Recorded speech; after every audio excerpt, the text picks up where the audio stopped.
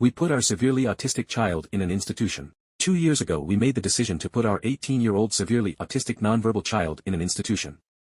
I can honestly say it's probably the best thing to ever happen to the family. I was a stay-at-home parent while my spouse worked 10 to 12-hour days to keep a roof over our heads, a food on the table. Living with our child was mostly hell. From the moment they woke up, if they even slept that night, there was never ever a moment of peace, never a quiet easy day. Nothing made them happy, nothing. They were physically abusive towards us and themselves every day, throwing anything and everything, banging/kicking anything.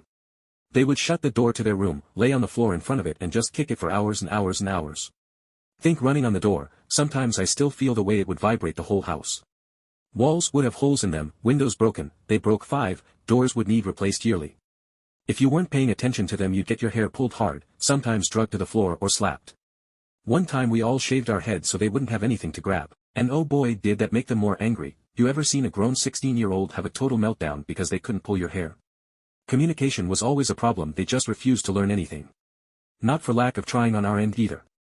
The only sign language they took any interest in learning was food. So when you would ask them a question like, do you have to use the restroom? They are still in diapers, or, do you need help? They would just sign, food, and if you got it wrong, which was all the time, they'd get angry and have a meltdown. The tablet was never an option, it was always just something to throw. They went to school every day with normal school hours until they were 15, then it got switched to Tuesday and Thursday until they were 17. They became too much for that staff to handle. It was really just something to give us some time to breath. To try and get some things done, but it was never enough. I know those poor teachers were afraid of them, and don't blame them.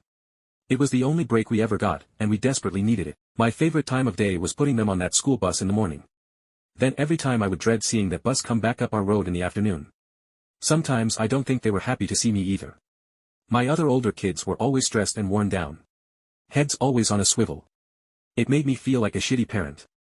I made sure they all got their driver's license as soon as possible so they could escape.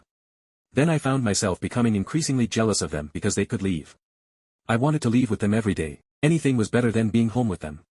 When COVID hit, that's when things really started to take a turn for the worse. We were all stuck in the house with them. We all felt like prisoners in our own home. It was so stressful, clumps of my own hair were falling out. The abuse got worse, and my house was literally falling apart. I had a nervous breakdown and was sent to the hospital for a week. I didn't want to leave, I didn't want to go back home. My other kids slept/stayed at my parents' house while I was there. Leaving my spouse to go it alone, it was an eye-opener for them. I never really told them how bad it was when they weren't there. So after my stay in the hospital we made phone calls, and they were placed in an institution a month later. Where they are thriving. They have 6 people that supervise them constantly, that are just employed for them. Their meds are finally balanced right, they maybe have 1 issue a week. When we visit they are excited to see us, as we them. We take them out to eat, and to parks.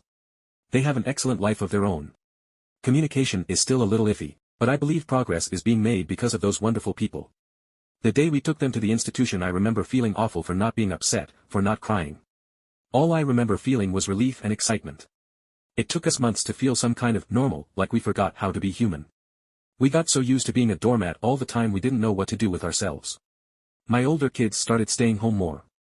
I got a part-time job just to get me out of the house a couple days a week. It's nice.